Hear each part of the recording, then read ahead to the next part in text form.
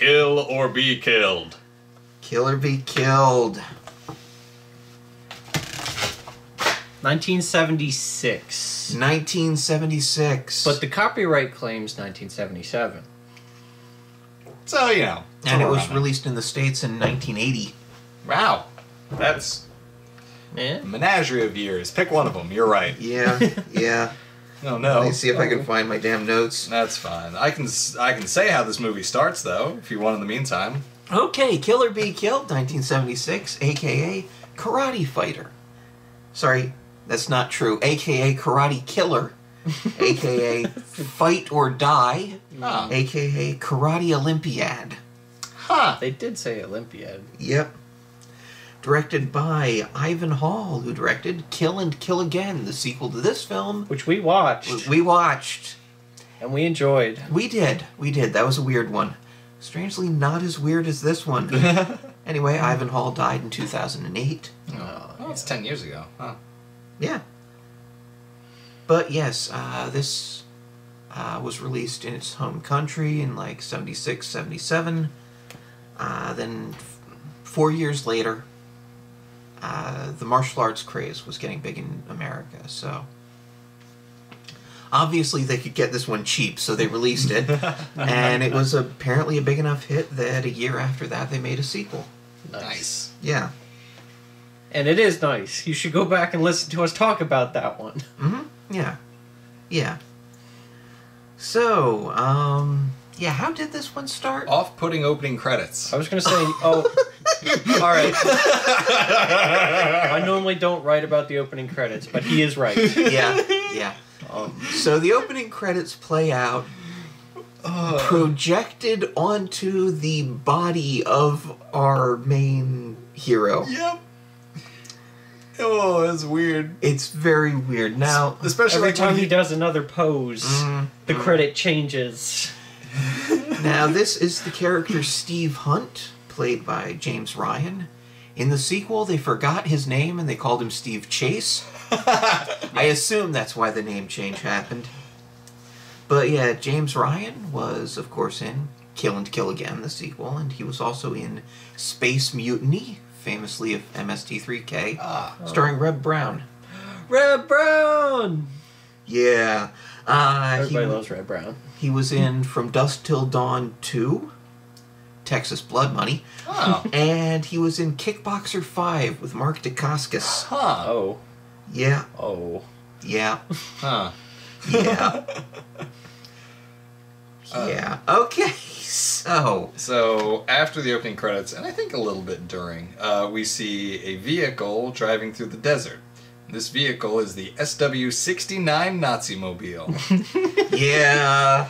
The front license plate says SW-69, and then it's just like a really old car with a Nazi flag on it. Yep. And a dude in it covered in swastikas. Yeah. At least So- 3. At least. Nazis did not wear this many fucking swastikas at one time. But this guy does. So many swastikas, I swear to Christ. This is von Rudloff. Yes, this is the Baron von Rudloff, played by Norman Coombs from The Mangler, Cyborg Cop 2, and Lethal Ninja. Of course. Great. Who can forget? Cyborg Cop 2. Actually, honestly, Cyborg Cop 2 is fucking awesome. it's the dumbest thing. It's great. The villain is named Jesse Starkraven. Huh. That'll tell you mad. something. And the only way to stop the evil cyborgs is with, like, actual bazookas. It's great. Nice. Which they accomplish by just blowing up dummies. It's wonderful. That's fantastic. That is great. It is. So, Nazi mobiles driving across the desert to go to this desert castle compound thing? yes. The Casa, I think they kept calling it. Sure. Okay. I don't know. Casa. I thought they were trying to say castle, but I don't know. It might have been Castle. I don't know. Or- I mean, the South African accent comes in now and then. Yeah. And they're not going full Afrikaans, but Afrikaners? Whatever it is. Also, Casa is house in Spanish. Yeah, but they were in South Africa. I know. Yeah, Nowhere so- Spanish. Yeah, But Latin Belgian derived. or whatever. Dutch, maybe? I don't know. I believe. I don't know.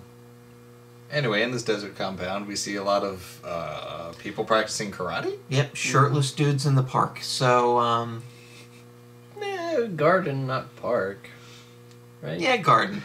So, the guy instructing them, who looks like he should have been in a band in the 90s, like maybe playing bass, Yeah. maybe lead guitar, but not in like a really guitar-heavy band.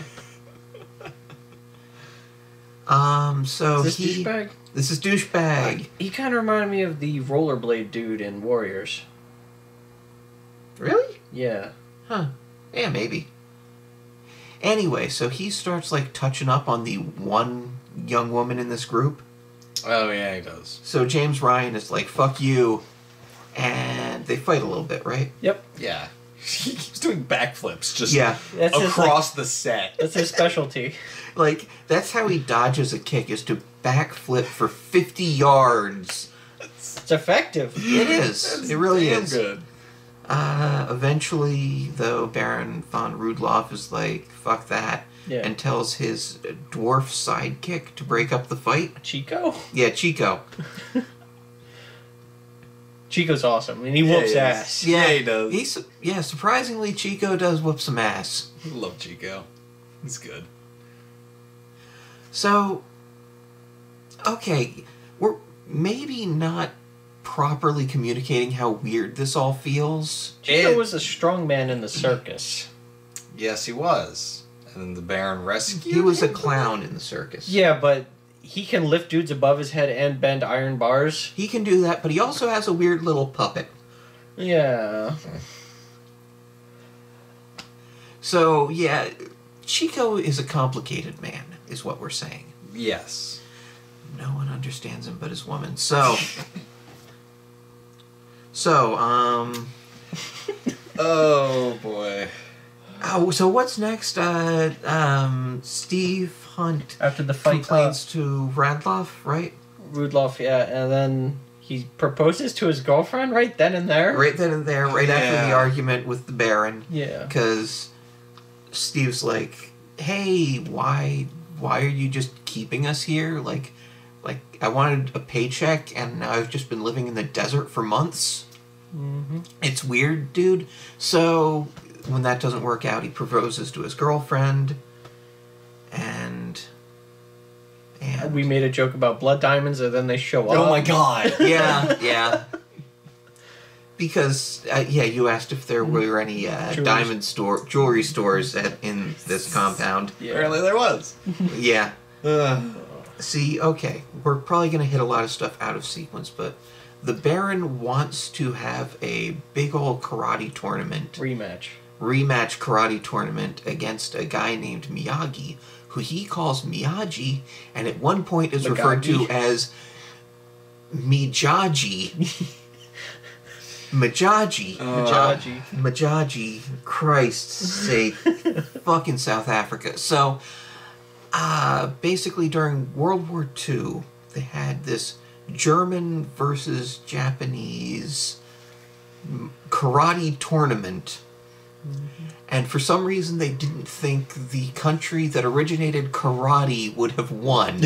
But they did. And the Baron's convinced that they cheated. And he basically got fired from the Nazis for losing the karate tournament because karate was very important to the Third Reich. Specifically Hitler. Specifically, Hitler loved him some karate. This is like the fucking precursor to terrible shit like Kung Fury. So, oh dear God. So he wants to invite Majaji back by offering him diamonds in exchange for karate. Yep. And then he's going to beat him because he has, I almost said Steve Steve Hunt. I thought Steve Chase, so... Which is the other movie, yeah. I just been calling him Steve because I knew that the names had been fucked up, so I forgot about the last names. Fair enough. So, obviously Steve Chase Hunt Yeah. Hunt wants to leave with his girlfriend. Right. Anyway, so the Baron announces the contest. Says only 6 of you are joining the team. Well, it was supposed to be 7, but Steve Hunt was like, fuck you. And, like, 2 people are just allowed to leave. Right. One of them being girlfriend, because she's not really that tough compared to the rest. She's just really into karate. She's like a hobbyist. So, but because Steve Hunt also wants to leave, neither of them can leave. Right. I don't know what happened to the other dude who was supposed to leave. Did he just stay? No. Did he end up in the tournament? Because how would he have left? Oh, right. Yeah, I think he just ended up stranded there. Yeah, basically. Eventually they talk Chico into letting them know when a car is going to show up, right? The other guys are picking on him, so they come to his rescue, and then they become best friends. Oh yeah, the fucking dude from the 90s rock band steals Chico's weird little puppet thing. And it's like, if you've ever watched Mr. Rogers' Neighborhood, Yes. when he goes to the land of make-believe and like King Friday and shit, that's the kind of puppet this is. You're right. And he talks to it like it's his only friend. And then like the fighters like rip it up and shit. Right. He fights them off fairly well for a little while, but then they just... But it's 5v1. Yeah, tough fight for a dwarf. Yeah. So Steve Chase shows up and beats them. Shows up from the other movie. Steve Hunt shows up and beats them up. Yeah. And so yes, now they have the opportunity to steal a car. Right. The car gets shot as they're escaping, so it dies in the desert. Yeah. And so Steve Hunt has to fight German shepherds in the desert for no reason. Yeah. And I love the intro of it, because you've been hearing these howls like there are coyotes out there. But then you just see these glowing yellow eyes. And they're like not even a remotely placement or anything Size or color. of anything for a fucking It's German just a black shepherd. screen with yellow dots on it. Great. It's like... Okay. And the thing where he's fighting off the German shepherds is... He ties his shirt around his arm. Yeah, to give him something to hold on to. Yeah. But it's the worst edited sequence in this, because the German shepherds clearly are not going to learn fight choreography, and it's basically like The Gray, pretty much. Oh. So, the next morning... I called it. Eventually Oh my you god, did. this. In the middle of the deconstruct... Steve Hunt takes the car apart. He takes everything off the car. And so at one point you were like, is he trying to make it lighter so the engine... And then he takes the engine off. Mm-hmm. And you figured out he'd use the tarp to make a sail and have a sail car. Which he does. Mm-hmm. Mm-hmm. I'm so happy. And he just rides his fucking sail car. Across the fucking desert. Yeah. And him and his girlfriend are just singing? Yeah. Like la la la singing? Is And something. It's weird and off-putting. Yeah. Like maybe the heat sickness got to them, I think you said. Yeah. And at one point they're just laughing into each other's mouths. They are. But eventually they find some sort of crew. Prospectors Yeah. looking for diamonds. Diamonds, of course. God damn. It's so weird, because, like, even the guy's like, man, not a soul in sight. And then all of a sudden, from off the camera, just comes in a sail car with two Yeah. people laughing at each other's mouths. It's like, well, It's like, all tea right. time? Tea time, yeah, that's Yeah. what he's... 1 lump or 2. Now we should... I mentioned this in our review of Kill and Kill Again, but... This character, Steve Hunt, the actor James Ryan, looks weird. Like, he looks like like Billy Drago as drawn by James O'Barr, if that means anything to you. It's just all his parts are in the wrong places, it looks like. He's this weird, stringy, sharp face. Triangle shaped. Yeah, he's just... When he moves wrong... He makes weird noises all the time. Oh god, his weird whistle thing that he does. Oh, that he does. It sounds like he's trying to make, like, karate move noises with his mouth, but he's not moving. Yeah. It's really weird. Yeah. So...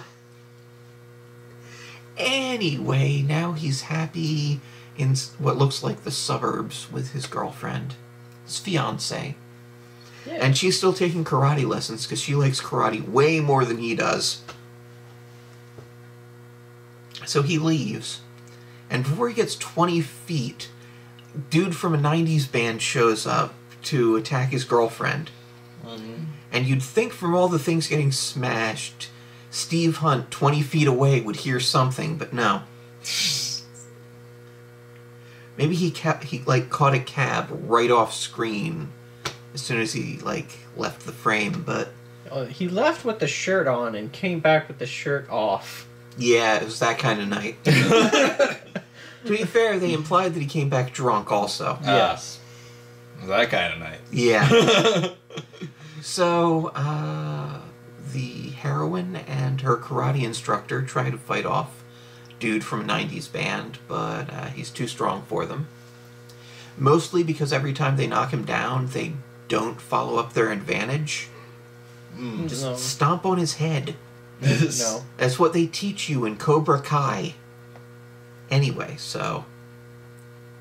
He breaks the apartment pretty good. Yeah. Like, a lot. A lot of it really pointlessly, too. Yeah, he just... At the end of it, he just looks at the TV and goes... Just kicks it. It doesn't... Shatters the glass. It puts a tiny hole in the glass. Doesn't... I feel like he could have done more, but they didn't have a second TV to, do a better take. Right. But it's just like, why? The TV did nothing. Yeah. It was literally just a... Yeah, fuck this. Well, so was the bit where there's some fucking... I'm gonna call them precious moments figurines. That's not quite what they are. But they're just sitting there, and he's just like, fuck these, for no reason. He's nowhere near any other people at the time. Gone. Yeah. He does it like it's badass, too. I don't know what's up with that. Oh, yeah, he also, kicked in the... kicked his way through the door, piece by piece, to get into the room. So, yeah, karate instructor vanishes into the vapors, as you pointed out. And Steve comes back, drunk, sees the room's trashed, eventually gets a letter. Days later. Yes. Because the Baron has kidnapped the fiancé and wants Steve Hunt to fight for him in the tournament with Miyagi. So Miyagi, who is never referred to as Miyagi in the film, but we have to assume he's Miyagi because that's how it's spelled. Right. So Miyagi approaches Steve and says, "Fight for me, because that way you'll get closer to your girlfriend." And whatever. And he's like, yes. So we have this whole sequence. Yeah, where Chico is going around trying to find people to recruit for the Baron's karate team. He needs 20. Well, so he needs a team of 20, so he needs to find 13 more. Yeah, well, actually it's going to turn into 14. Right, but... So Chico goes around meeting various karate people, most of whom have already been recruited by Miyagi. And the others, he just instigates into a fight to see if, they're good enough. And mostly the fights just happen on their own. That, too. It's wild to watch. There's this one guy who keeps turning him down and just using the word small over and over again. Until eventually Chico tries to brain him with a clock. And, oh my god. And so the dude decides, okay, I'm just going to hop up on your shoulders and we'll go back to South Africa to fight karate. Oh my god. We recognized him as the Fly. So yes, there are two characters from Kill and Kill Again who show up in this. Maybe it's the same characters, maybe it not. But it is the ones Norman Robinson and Stan Schmidt, who played Gypsy Billy and The Fly. They're both in this. Gypsy Billy. But they're only credited as karate fighter. Oh my gosh. Yeah. They're also the fight coordinators on both films. Oh, that makes sense. Yeah. Huh. Yeah. So eventually he comes back with his people. There's some stuff involving Majaji showing up with a bus full of fighters. Mm-hmm.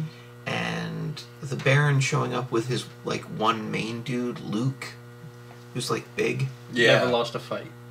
And so the Baron's car gets stuck in the sand. Mm-hmm. So Majaji's people laugh at him because car's stuck in sand. Mm-hmm. But then Luke gets out and picks up the car. Mm-hmm. And we just cut forward. We don't really see if that helped or not. Maybe they just had to get in the bus with everybody else. Yes. So, tournament? Yes.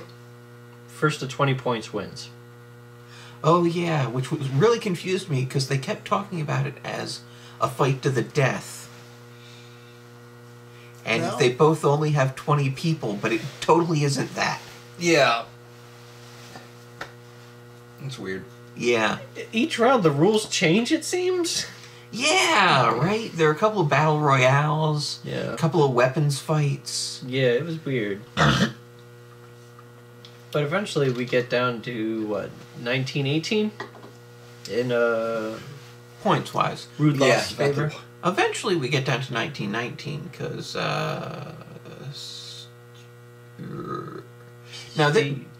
Now, before we get to that point, we have Steve Hunt versus Luke. Right. Right after Steve Hunt fought somebody else, right? I Yeah. think so. And he was going... Oh, he fought his first opponent and beat him, and he wasn't supposed to, so now guy from a 90s band is going to go sexually assault his fiancée in the little prison they have for her. So he tries to beat up that dude, but instead of, like, going for a quick, disabling or killing thing, like, dude, you're a movie hero. You can do shit like that. Just break his arm. Yeah, that's how these movies work. So instead, he sort of fights him and then gets stopped and has to fight Luke. Right. And Luke beaks the... beaks. He just beaks. No, he beats the shit out of him. Mm-hmm. But then Chico comes in and stops the fight. Yeah, and he also stops Douchebag. He does that too. Well, Yeah. delays douchebag while Steve Hunt is being loaded off in a stretcher. Right. So after Chico loses the fight, Steve Hunt shows up to fight douchebag. In the jail cell. Yeah. Well, not in the jail Well, cell. Right outside the jail cell. Yeah. And then some people show up to stop them. And by this point, douchebag just doesn't feel like sexual assault anymore. Because he's pretty, beat up. Yeah, he's like, it's not worth it. Because So at that point, she could take him. maybe. So okay, for the last fight, Final fight, yeah. yeah, Okay, good. That's where we are. I lost. Yeah. Where we were. Oh, no, we forgot the, during the whole recruitment montage, the watermelon incident. oh god, yeah. There were some So fun there's- parts. to One the of them's a recruitment. teacher, right? One of the karate Oh my people's a God. teacher. So Chico starts throwing like apples at him, Wanted a piece of paper, then an apple. Yeah. and so the dude like punches the apple out of the air and destroys it. Mm-hmm. So then later the students take a watermelon that the teacher has sitting on his desk. Like, why does the teacher have a watermelon sitting on his desk? Yes. It's like there's only so much you should fucking like. Anyway, so the students throw a watermelon at him, and again he spins around and punches it out of the air. Yeah. Gets it on everybody. And then he punches his own desk in half. Yes! Because, like, fuck you, I'm going to fight in a karate tournament. So, yeah, back at the tournament, dude, so the last fight, 1919, they're tied. the Baron wants him to fight his own girlfriend to the death. She has a knife. Yeah. So, instead, she throws him into the crowd, With who the knife. throws him at the Baron. Yes. This is pretty much exactly the end of the other movie. Yeah. I told you it looked familiar. Right? It's the same sort of setting, too. I swear to God, they reused the scene. It might be. Well, not the scene, The but scenery. the set. Yeah. So he holds a knife to the Baron's throat. Everybody's fighting. And then Luke shows up. Yep. And, Pries Steve off of the Baron. yeah. Right. So, karate fight. Free for all. Now, we haven't talked about the fights in this movie much. There. Yeah. It's a mix Yeah. of, Some people of it, are good. yeah, some people are really good, and you can see how good they are. The choreography doesn't really have, a storyline, usually. Mm-hmm. And a lot of it's just shot weird because nobody knew what they were doing. But you can tell people are good, and there's some entertaining stuff in there. It's just weird. Yeah. So, They're all in jail now. yes, they all get All of them. arrested, basically, by, guards. Yeah. And, both teams get put in these jail There's just cells. 40 dudes in jail. So they punch the wall on both sides until they can all crowd into one cell Yes. and pry open the bars with the power of all their feet. And hands. Right. And so Chico's making a distraction outside while this is going on. Yeah, So distracting the guards with the harmonica, Yeah. doing a little dance. Yeah. And yeah, finally Chico's at this point struggling with a guard who's trying to get to his gun. Right. And finally everybody gets out of the cages and more karate fight. Yeah. Yep. And I think the Baron just runs for it. Yep. Yeah. Car chase. Does he take a hostage? Yep. Yes. He takes Fiancé hostage. Yep. Which was weird to me because, okay, he had a gun, but he only pointed it at her sometimes, and, she knew karate and he didn't. Yep. Right. But I guess then Luke showed up, so moot point then. Yeah. They get into a car and make a run for it in the desert, and Steve gets a truck? Yeah, Yep. and decides Oh to my just God. drive over all the rocks and roll over 200 times. Yes, he does. Yep. And it's not really clear where the fuck he's going, but eventually he ends up in front of them. Yep. Somehow. Upside down. Yeah. Yeah, he does. Because he's blocking off their way out. And instead of driving away, they just get out of the car. It's reverse. Pick a different route.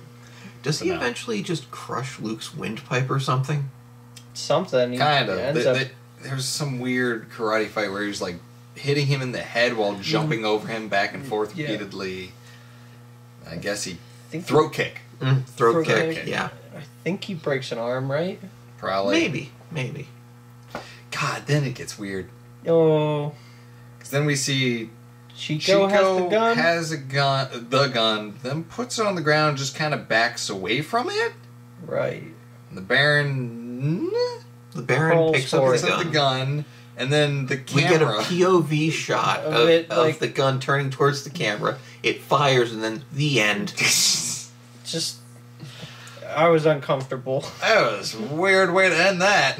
It's I'm all for borrowing from Hitchcock, but that's a weird place for it, dude. Yeah. Yeah. So, yeah, I did enjoy this film, I'll say that much. Same. It's- Go ahead. I might have fell asleep a little bit, but listen. You did. I was You tired. When I woke up, I was treated because I saw sail car and then karate tournaments and the recruitment montage. That sounds boring, but it was very fun. Yeah. It's not as action-packed as Kill and Kill Again, but it's a little weirder. Yes. And that is saying something. Yes. You haven't even seen that one, have you? I have not. I was not there that week. You should. It's weird. It's not this weird, but it's weird. But a good way. And I think everybody just dies in an off-screen car accident at the end. Yeah, sort of like Toonses. Yeah, a little bit. Except off-screen. Okay, Yeah, this was a weird thing that was entertaining, and I'm not sure what else to say about it. Nor am I. Other than Sail Car is the best thing. Yeah. Oh, one more detail, though, about Kill or Be Killed. The same year that it was made, 1976, is the year of the rather weirdly named Soweto Uprising, which was a series of protests in South Africa, where the film was made, South Africa, by school children. The conservative estimate is that 176 of them were killed by police. Oh. Also, the year after this was made, but the year it was copyrighted, was when Steve Biko was killed in prison. And at the point this was made, Nelson Mandela had already been in prison for 14 years. Now, the reason I have these notes for this light-hearted karate movie is that in the sequel, there is a character named Gorilla who is a horrifying racial stereotype. Yeah. I really thought there would be more of that in this one. There is not, fortunately, but still, you can't ignore the surrounding world. Anyway.